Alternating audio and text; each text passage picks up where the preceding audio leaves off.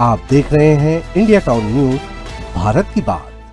नमस्कार, आप देख रहे हैं इंडिया टाउन न्यूज और मैं हूं आपके साथ सुधीर मिश्रा। स्वागत है आपका हमारे खास बुलेटिन राजधानी सरकार धानी में, जहां हम आपको छत्तीसगढ़ की महत्वपूर्ण खबरों से रूबरू कराएंगे।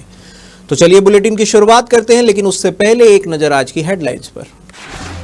शहीद आकाश राव के परिजनों से मिले सचिन पायलट, कहा आतंकवाद और नक्सलवाद की समाज में कोई जगह नहीं। दिग्गज नेताओं से भी पार्टी की गतिविधियों पर चर्चा। सरकार के खिलाफ कांग्रेस की किसान जवान संविधान जनसभा।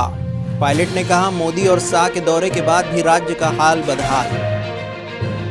फर्जी दस्तावेज रैकेट का पर्दाफाश, नौकरी दिलाने के लिए किया धांधली, 3 आरोपी गिरफ्तार। माहेश्वरी भवन में सर्वाइकल टीकाकरण अभियान, 30 बच्चियों को किया गया लाभान्वित, सस्ती दर पर लगाया गया महंगा टीका। बीएन गोल्ड कंपनी के डायरेक्टर निकला ठग, 5 करोड़ रुपए से ज्यादा की ठगी का खुलासा।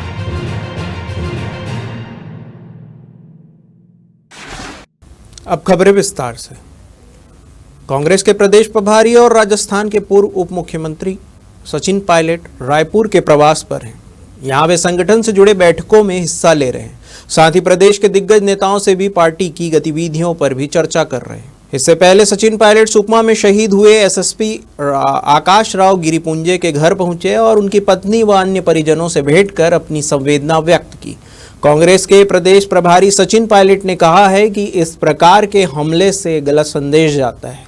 जो शहादत उन्होंने दी है, हमें उन पर फक्र है। उनके परिजनों के प्रति मैं पूरी संवेदना व्यक्त करता हूं। आतंकवाद और नक्सलवाद की समाज में कोई जगह नहीं है। हम सबको मिलकर इसका मुकाबला करना है, ऐसा उन्होंने कहा। कांग्रेस के राष्ट्रीय अध्यक्ष मल्लिकार्जुन खड़गे के छत्तीसगढ़ दौरे को देखते हुए रायपुर प्रदेश छत्तीसगढ़ कांग्रेस प्रभारी सचिन पायलट ने प्रदेश की सरकार को आड़े हाथों में लिया है। उन्होंने कहा है कि प्रधानमंत्री मोदी और गृह मंत्री शाह के दौरे के बाद भी राज्य का हाल बेहाल है। यहाँ की डबल इंजन सरकार फेल है। कांग्रेस के राष्ट्रीय अध्यक्ष मल्लिकार्जुन खड़गे 7 जुलाई को छत्तीसगढ़ आएंगे। इस दौरान वो रायपुर के साइंस कॉलेज मैदान में किसान जवान संविधान के नाम पर बड़ी सभा में शामिल होंगे। खड़गे के प्रवास की तैयारियों के मद्देनजर प्रदेश कांग्रेस प्रभारी सचिन पायलट ने बैक टू बैक बैठकें लेते हुए जरूरी दिशा निर्देश दिए। इससे पहले पॉलिटिकल अफेयर कमेटी, जिलाध्यक्षों, प्रकोष्ठों और विधायकों की बैठक लेकर संगठन के कार्यों पर चर्चा की।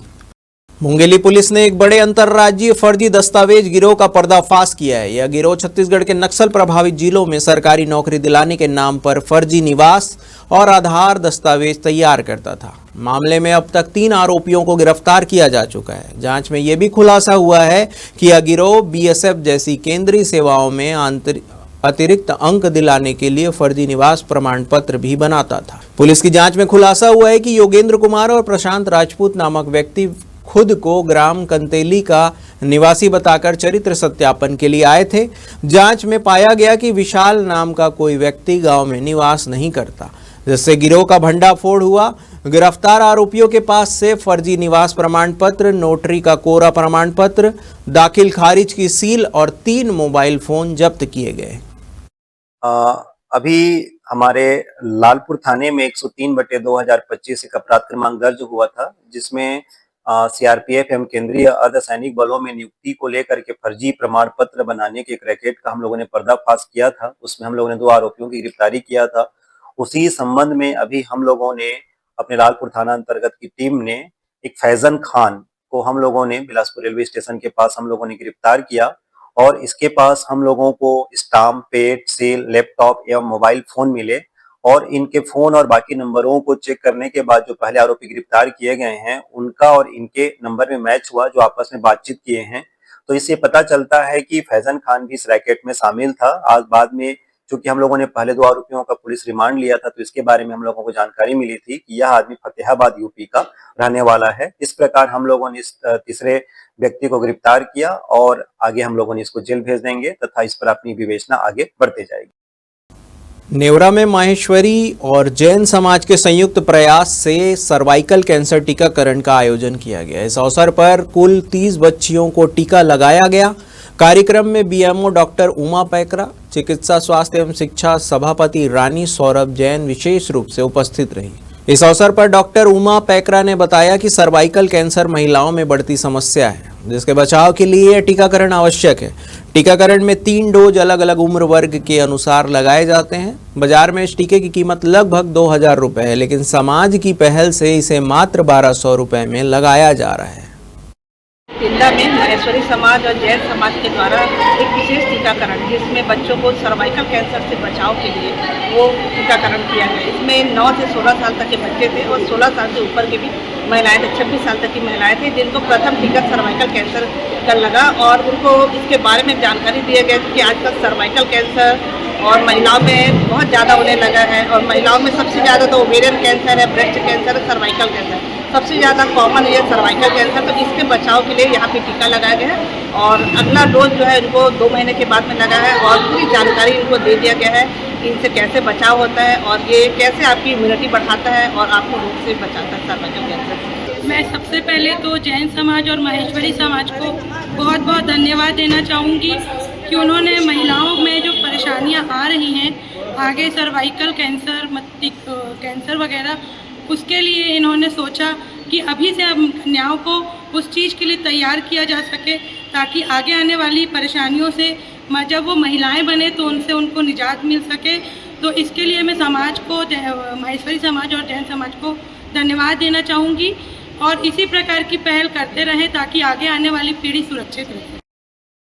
मुंगेली पुलिस को बड़ी सफलता हाथ लगी है। एक ऐसी आर्थिक अपराध के मामले में 2 मुख्य आरोपियों को गिरफ्तार किया गया है, जो BN gold real estate and elite limited company का डायरेक्टर था और निवेशकों से करोड़ों की ठगी कर 8 साल से फरार चल रहा था। थाना सरगांव पुलिस ने मुंगेली पुलिस अधीक्षक भोजराम पटेल के निर्देशन में लंबे समय से लंबित चल रहे आर्थिक अपराध के मामले में 2 आरोपियों को गिरफ्तार किया है। यह आरोपी है चरण सिंह ठाकुर और विक्रम सिंह सोनालिया। दोनों मध्य प्रदेश के सीहोर जिले के रहने वाले हैं। पूछताछ में आरोपियों ने कबूला है कि उन्होंने कंपनी के नाम पर निवेशक से लगभग 5,53,22,722 रुपए की ठगी की है। आपको बता दें कि यह मामला वर्ष 2016 से जुड़ा हुआ है, जब बैतलपुर निवासी एक पीड़ित ने पुलिस में शिकायत दर्ज कराई थी। हमारे सरगांव थाना क्षेत्र में 262/2016 एक BN गोल्ड की कंपनी चिट फंड से संबंधित अपराध दर्ज हुआ था और उसमें पैसे को डबल करने के नाम पर धोखाधड़ी हुई थी, जिस पर बाकी सभी लोगों को, 2 आरोपियों को छोड़ करके सभी आरोपियों की गिरफ्तार करके 173(8) में हम लोगों ने चालान प्रस्तुत किया था। 2 आरोपियों के बारे में कई बार हम लोगों ने पतासाजी किया, लेकिन पता नहीं चल पा रहा था। अंत में इनका लोकेशन सीहोर मध्य प्रदेश में मिलने के बाद हम लोगों ने टीम भेजा और वहां पर इन दोनों आरोपी इनको हम लोगों ने चरण सिंह ठाकुर एवं विक्रम सिंह को, दोनों को गिरफ्तार करके हम लोग ले आए हैं और विधिवत प्रक्रिया को पालन करके हम लोगों ने इनको माननीय न्यायालय के सामने प्रस्तुत करके विधिवत तरीके से इनको जेल भेज दिया गया है। इस प्रकार 2016 का ये प्रकरण जो 173(8) था, ये हमारा कंप्लीट होता है। इनके द्वारा जब हम लोगों ने उस समय इसमें अपराध दर्ज किया था तो 5 करोड़ से लगभग यहाँ पर हम लोगों के, मतलब इनके द्वारा 5,53,00,000 रुपए की ठगी का, मतलब जो पैसों को डबल करने के नाम पर जो उनके खाते में जमा किया गया था, उस संबंध में हम लोगों को जानकारी प्राप्त हुई है। उस समय काफी जिलों में इस प्रकार की शिकायतें आई थी और इस प्रकार की नाम की शिकायतें अन्य जिलों में और अपराध भी दर्ज हुआ है, तो इससे संबंधी जानकारी हम लोग अन्य जिलों को प्रेषित करेंगे ताकि इस संबंध में यदि उनके जिले में भी इस नाम के आरोपी होंगे तो पूछताछ करके आगे विधिवत कार्रवाई करेंगे। वक्त हो चुका है एक ब्रेक का। बने रहिए इंडिया टाउन न्यूज के साथ। अब खबर आपकी उंगलियों पर, हर खबर पर हमारा नजरिया। इंडिया टाउन न्यूज, भारत की बात। ब्रेक के बाद आपका स्वागत है। महासमुंद पुलिस ने एक बड़ी सफलता हासिल करते हुए सरायपाली बैंक के कर्मचारी से हुई लूट की वारदात को अंजाम देने वाले आरोपियों को गिरफ्तार कर लिया है। आरोपी उड़ीसा के नवापाड़ा जिले का निवासी है। पुलिस ने आरोपी से लूट की गई राशि में से 30,000 रुपए की रकम भी बरामद कर ली है। दरअसल घटना सरायपाली क्षेत्र की है, जहां फाइनेंस कंपनी में कार्यरत पीड़ित रोज की तरह बैंक की वसूली की रकम लेकर सरायपाली लौट रहा था। तभी अचानक आरोपी ने पीड़ित के बैग से रकम झपट ली और मौके से फरार हो गया। मामले की सूचना मिलते ही सरायपाली पुलिस ने सक्रियता दिखाई और जांच शुरू की। फिलहाल पुलिस आरोपी से पूछताछ कर रही है और बाकी की रकम भी बरामदगी के प्रयास जारी है। प्रार्थी हैं टिकेश्वर डटसेना, जो कि सूर्योदय स्मॉल फाइनेंस बैंक सरायपाली में रिलेशनशिप कर्मचारी हैं जिनके द्वारा जो बैंक से फाइनेंस राशि रहती है उसके वसूली का कार्य किया जाता है। तो दिनांक 12 जून को जब ये वसूली की राशि 48,300 रुपये लेके आ रहे थे तो संजय बिहारी ढाबा और पौसरा के मध्य पहुँचे थे कि एक मोटरसाइकिल वाले ने उनका जो वो बैग है जिसमें पैसा रखा हुआ था वो झपट के भाग गया था, जिस पर थाना बसना में झपटमारी की धाराओं के तहत प्रकरण दर्ज किया गया था, जिसमें जांच एवं मुखबिर सूचना के आधार पर आरोपी जो लक्ष्मीकांत सोनी है जो नुआपाड़ा के रहने वाले हैं उसकी गिरफ्तारी की गई है और जो झपटमारी की रकम है 48,300 रुपये, उसमें से 30,000 रुपये भी बरामद किया गया है। आपराधिक रिकॉर्ड के संबंध में पता किया जा रहा है। कोमाखान थाना अंतर्गत शासकीय प्राथमिक शाला डोंगर खमरिया में पदस्थ सहायक शिक्षक डेमन सिंह ध्रुव के साथ मारपीट और जानलेवा हमले का मामला सामने आया है। हमले के बाद शिक्षक घायल अवस्था में मेडिकल पर है। वहीं प्रभारी प्रधान पाठक भी दहशत के चलते स्कूल नहीं जा रहे हैं। परिणाम स्वरूप पिछले 3 दिनों से स्कूल में ताला लटका हुआ है। दरअसल नवपदस्थ शिक्षक बारिश के कारण रेनकोट और हेलमेट पहनकर स्कूल पहुंचे थे। इसी दौरान स्कूल के बाहर आरोपी ने पीछे से शिक्षक के सिर पर वार कर दिया। गनीमत रही कि हेलमेट पहनने के कारण सिर में गंभीर चोट नहीं आई। घटना के बाद पुलिस ने तत्परता दिखाते हुए आरोपी को गांव से गिरफ्तार कर जेल भेज दिया। इस संबंध में शिक्षक ने जिला शिक्षा अधिकारी और कलेक्टर से मिलकर स्कूल बदलने की मांग की है। वहीं स्कूल बंद होने की सूचना पर जिला शिक्षा अधिकारी ने ब्लॉक शिक्षा अधिकारी को फटकार लगाई और तत्काल शिक्षक की व्यवस्था कर स्कूल शुरू करने के निर्देश दिए हैं। सर वो घटना जो है 19 तारीख की है सर, 19/6/2025। जैसे ही मैं स्कूल समय अनुसार स्कूल गेट पर पहुंचा, पीछे से घात लगाए बैठे के ग्रामीण ने जानलेवा हमला किया मेरे सिर पर प्राणघातक हमला किया है। किससे हमला किया? डंडा से हमला किया गया था। अच्छा। और जैसे ही पीछे से हमला किया मैं घबरा गया सर। उस टाइम मैं थोड़ा सा चक्कर आया वहाँ पे और गाड़ी के साथ ही मैं गिर गया। अच्छा। और जैसे ही संभल के मैं स्कूल प्रांगण में भागा और वो कुदाते कुदाते मेरे को अंदर तक मार ही रहा था वो। अच्छा। हेलमेट पहना हुआ था, हेलमेट की वजह से मेरी जान बच गई। हेलमेट नहीं पहने रहते तो? हेलमेट नहीं पहने थे तो मेरी जान चली जाती उस दिन। क्या मेरा वहाँ 2 दिन ही मतलब ड्यूटी हुआ था।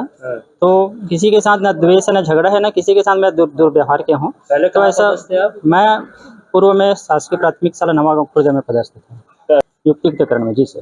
तो 2 दिन हुआ था, तीसरा दिन घटना हो गया मेरे साथ। अच्छा। जानलेवा घटना। कलेक्टर साहब के पास आवेदन लेकर आए थे कि मेरे साथ इतना बड़ा जानलेवा हमला हुआ है, तो अब ऐसी मानसिकता में वहाँ ड्यूटी करना पॉसिबल नहीं है सर। तो वहाँ जान का खतरा हमेशा बना रहेगा और मेंटली प्रेशर हमेशा बना रहेगा।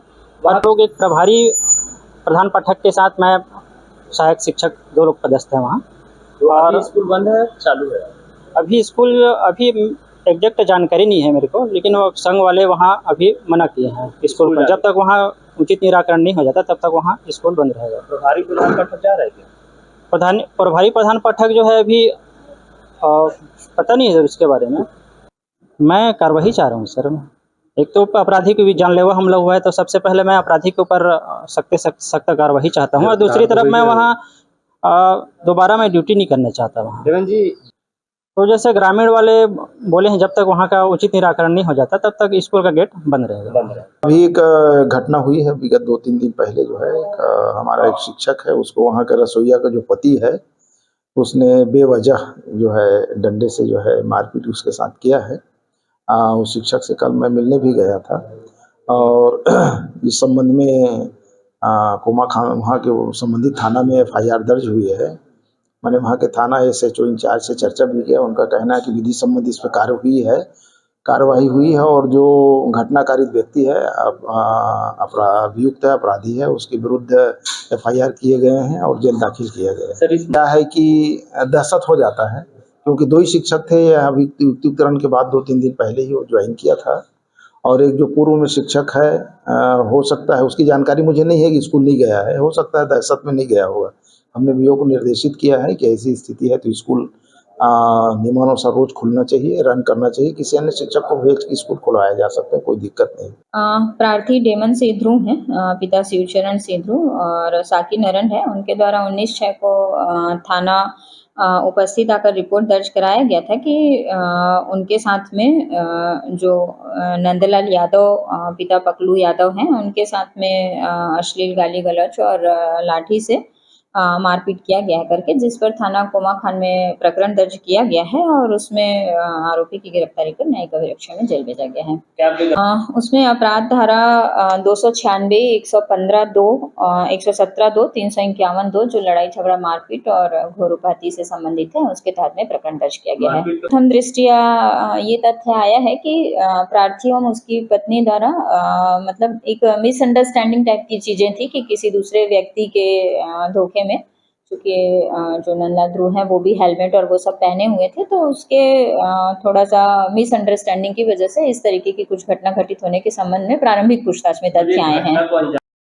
राजधानी रायपुर से मेरठ जैसे दिल दहला देने वाली वारदात सामने आई है, जहां एक युवक की बेरहमी से गला काटकर हत्या कर दी गई। इसके बाद 100 को एक टीन के सूटकेस में डालकर उस पर सीमेंट का मोटा प्लास्टर चढ़ा दिया गया ताकि बदबू न फैले और पहचान न हो सके। पुलिस ने इस जघन्य हत्या की गुत्थी को सुलझाते हुए रिटायर्ड एएसआई के बेटे और पेशे से वकील अंकित उपाध्याय के साथ उसकी पत्नी शिवानी वर्मा को दिल्ली से गिरफ्तार कर लिया है। मृतक की पहचान किशोर पैकरा के रूप में हुई है। प्रारंभिक जांच में सामने आया है कि हत्या की पूरी साजिश अंकित ने रची थी। इस पूरी प्रक्रिया के दौरान दोनों सीसीटीवी कैमरे में कैद हो गए। हत्या के तुरंत बाद आरोपी रायपुर एयरपोर्ट से दिल्ली फरार हो गए थे। रायपुर पुलिस ने जब सीसीटीवी, गाड़ी की जानकारी और तकनीकी साक्ष्यों के आधार पर जांच आगे बढ़ाई तो दिल्ली से दोनों को गिरफ्तार कर लिया गया। फिलहाल पुलिस अब इस बात की भी जांच कर रही है कि हत्या की वजह आखिर क्या थी। एक टिन के बॉक्स के अंदर में बैग में भरे हुए एक अज्ञात पुरुष का शव बरामद हुआ था। इस सूचना पर से थाना डीडी नगर में मर्ग क्रमांक 41/2025 धारा 194 BNSS के तहत में मर्ग कायम कर जांच की जा रही थी। जांच के दौरान पर अब तक में जो अज्ञात मृतक था उसकी पहचान किशोर पैकरा के रूप में हुई है। जांच में मृतक की हत्या किया जाना पाए जाने से थाना डीडी नगर में अपराध क्रमांक 255/2025 धारा 103(1) BNS के तहत में अपराध पंजीबद्ध कर विवेचना की जा रही थी। इस प्रकरण में अब तक जो प्राप्त साक्ष्य के आधार पर, इसके संदेह के आधार पर प्राइम सस्पेक्ट के रूप में अंकित उपाध्याय और उसकी पत्नी शिवानी शर्मा को CISF और दिल्ली पुलिस की मदद से दिल्ली एयरपोर्ट में डिटेन किया गया है। यहाँ से पुलिस पार्टी गई हुई है। शीघ्र संदेहियों को रायपुर ला करके उनसे पूछताछ किया जाएगा और प्रकरण के संबंध में विस्तृत जानकारी पृथक से दी जाएगी। राजधानी रायपुर से कोरोना को लेकर नया अपडेट सामने आया है, जहां पे 5 नए मरीज मिले हैं। रायपुर में एक्टिव मरीजों की संख्या अब 29 पहुंच गई है। वहीं राजनांदगांव में पिछले 20 दिनों के भीतर 3 लोगों की कोरोना से मौत हो चुकी है। बता दें कि अब तक 95 कोरोना मरीज मिल चुके हैं। इसमें से 60 मरीज कोरोना को मात देकर ठीक हो चुके हैं। रात की बात है कि रायपुर में अब तक एक भी कोरोना मरीज की मौत नहीं हुई है। मुख्य जिला चिकित्सा अधिकारी डॉक्टर मिथिलेश चौधरी ने कहा है कि रायपुर में अभी कोरोना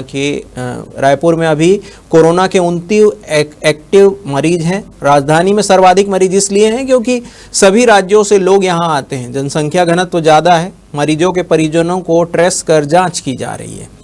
CMHO ने लोगों से अपील करते हुए कहा है कि कोरोना के लक्षण जैसे सर्दी, खांसी, बुखार होने पर तत्काल इलाज कराएं। कोरोना होने पर घर में भी मास्क लगाकर रहें। छत्तीसगढ़ हाईकोर्ट ने एक नाबालिग को वयस्क मानकर सुनाई गई उम्र कैद की सजा को खारिज कर दिया। यह फैसला न्यायमूर्ति संजय के अग्रवाल की अध्यक्षता वाली डिवीजन बेंच ने सुनाया, जिसमें सुप्रीम कोर्ट के शिल्पा मित्तल बनाम भारत सरकार मामले का हवाला दिया गया है। कोर्ट ने स्पष्ट कहा है कि हत्या का प्रयास को जघन्य अपराध नहीं माना जा सकता क्योंकि इसमें न्यूनतम 7 साल की सजा को स्पष्ट प्रावधान नहीं है। हाईकोर्ट ने अपने इस फैसले के प्रति राज्य के सभी चिल्ड्रंस कोर्ट और बाल कल्याण बोर्डों को भेजने के निर्देश दिए हैं ताकि भविष्य में इस तरह की प्रक्रियागत त्रुटियां न हो। हमारे खास बुलेटिन राजधानी सरकारधानी में फिलहाल इतना ही। तमाम खबरों के लिए बने रहिए इंडिया टाउन न्यूज के साथ। नमस्कार। आप देख रहे हैं इंडिया टाउन न्यूज, भारत की बात।